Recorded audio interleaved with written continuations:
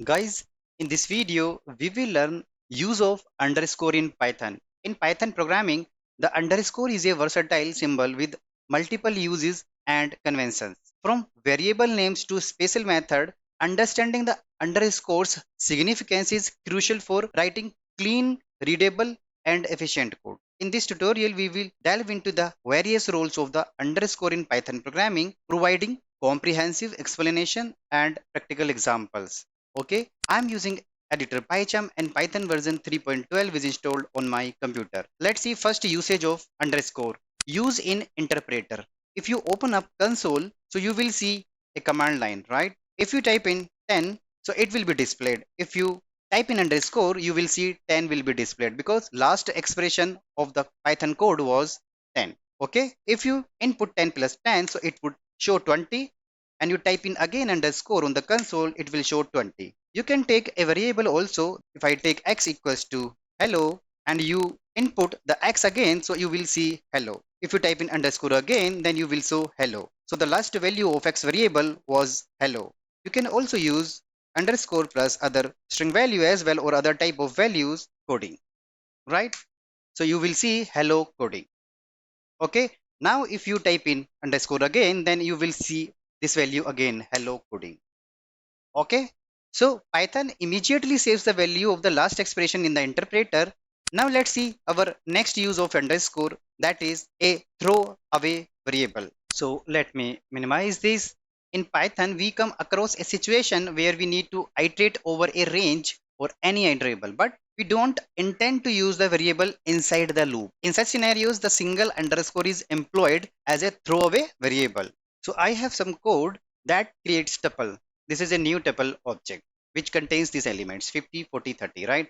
So what we are doing, we are iterating 3 times and we are getting the item value, right, with the help of this underscore. You see, right? If you run the program again, so you will see 50, 40, 30. We are iterating the tuple elements through this underscore. This is one example of it, right? Let's see other example. We have a list object, right? That is containing different type of values, a string and integer, right? And we are iterating this list, okay, one by one. With help of underscore, we can print the value of the item, right? If you run the program, okay, we have a mistake here, so it needs a comma, right? All the items we are able to iterate through this underscore. We don't need to take any variable, extra variable, right? See our next usage of underscore, that is use in ignoring variables. I have this code snippet, right, where I have 4 different values. I wanted to create variables, right, to store these values. I have f first and last variable name. Okay, you can take any variable name here, right? But in middle you could see underscore 2 times. It is often used to ignore a value, right? We are ignoring these values. We don't want to read these value. We don't need it, right? We need just first value and the last value from this expression. So ignoring involves assign values to particular vector underscore print f and l. So you will see coding today, right? Okay, but on the other side, if you print underscore, then you will see a different value, right? 30. Okay, because the last value which was read for this underscore, that was 30, not news. Okay, we have other scenario here to ignore multiple values. This is a same type of a snippet, but here we are using asterisk with underscore, which means somewhere in the middle we are ignoring few values. Okay, we are just interested to read this value, right, this value, and the last value. Others values we are ignoring. If you run the program, you will see only coding 30 and today will be retrieved from these variables f, m, and l. If you type in any other value in between, so these are not going to use, right? You see, still we have the same output. We are saying these are the ignored value. But the interesting fact here, if you type in underscore here, so you will see all the values which we are ignoring from the middle, which means these value we will get. If you run the program again, so you will see these values are shown. Now let's see our other use of underscore, that is separating digit of numbers, right? I have one code, one variable, invoice in millions, right? So With help of underscore, you can identify this value as a million, right? If you print this variable, so you will not see any underscore in the value. If you run it, you will see 1 million. This underscore can also be used to represent long digit number. Means if you have trillion, billion kind of value, so that you can identify with the help of this underscore. Okay, this is million, this is billion. But the actual value would be different for the program. Let's see our next usage of underscore, that is defining access of data members and methods in classes. I have one simple class, right? Where we have some class instance, right? X, Y, Z. You could see we have single underscore, we have double underscore instance variables, right? We have one constructor, we are initializing our class instance variables, okay? And we have one method that is also containing double underscore, and we have other method that is containing single underscore with the name, right? What we are doing here, we are just saying we are creating a object of this class and we are just executing the method. So actually this underscore is used as a prefix for a method or data member in a class. It is defining access specifier also, right? This is a public specifier, right? Without any double score, right? Protected is with single underscore variables. Okay. The private would be with double underscore variable names. Okay.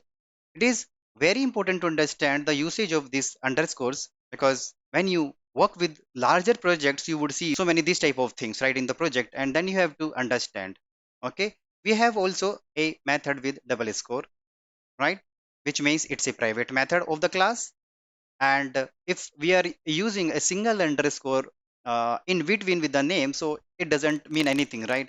When you run the program, so you will see the output like test method. It will be display coding 20 news, right? And even we have used our public variable and the protected variables, so that we are able to get. Okay, we are not able to get this private variable double underscore chat. If you try to get it, it is not accessible here outside the class.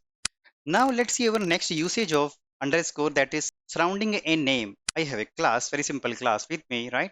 Double underscore both before and after a name have a special meaning. These are associated with Python's magic methods. These are special methods that can be defined to add magic to your class, right? Like overloading operators or implementing protocol methods. So magic methods are an essential part of Python's object-oriented feature. If you see, we have some more methods, def underscore add. You see, so these are called magic methods. You could see many more, right? So one of them is str, this one, right? So what it is doing, it is actually doing nothing but it is returning a string when you are going to print a object of your class this way. So you will get this type of value. Okay, you are saying something means you are saying this is a magic class, some text you have defined, and its value is this. When you run the program, so you will see a magic class instance with number 3. If I remove it and then I will print this object in the print statement, this m, so you will see this type of, unreadable things. So that's why we have used here a str magic method. We are doing nothing. We are just saying define how the class should be converted to a string. Means we are just converting our class to a string. This is the purpose of this magic function. Okay. Now let's see our next usage of underscore, that is single underscore after a name. I have one more code snippet, right? That is my class. I have one function of this class. These are the Python keywords, right? Which can be used with the help of underscore. Right? If you want to use the Python keywords, you can use those keywords with your names, but you have to mention the underscore. Okay, like for we have a Python keyword, class we have a Python keyword, and we have used both here. So we have seen different type of usage of underscore in Python. I hope it will clear your confusion to take this underscore symbol. If you have any doubt, you can leave your comments into the comment box. We will cover it in our upcoming videos. That brings us to the end of the today's video. We hope you found it informative and engaging. Don't forget to subscribe to our channel for more exciting content on all things tech related. Thanks for watching, and we will see you in the next video.